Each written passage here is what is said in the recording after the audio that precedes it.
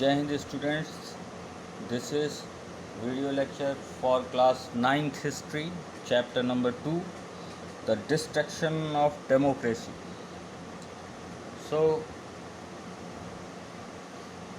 already there was a democratic government was running, that was Weimar Republic, but after coming in the ruling party of Hitler, as we say that Nazi propaganda, Hitler was firstly decided to destruct the democracy, as by the destruction he can do monopoly whatever he want to do in Germany. So he firstly took a step to destroy their democracy.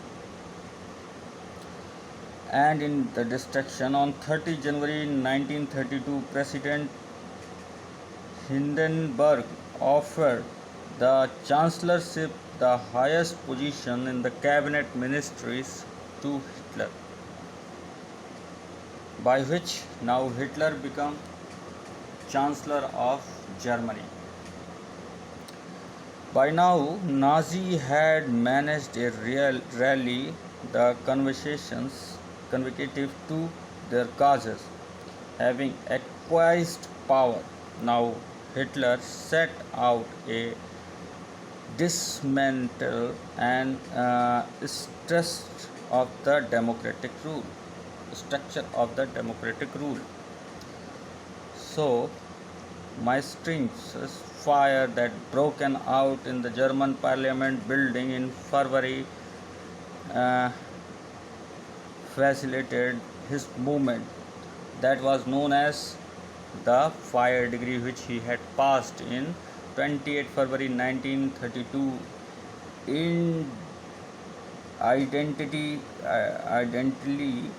suspected civil rights that like freedom to speech, press and assembly, that had been guaranteed by Weimar Republic. So then he turned his arch enemies, the communists, most of whom were hardly picked off, to the new establishment of the concentration camps.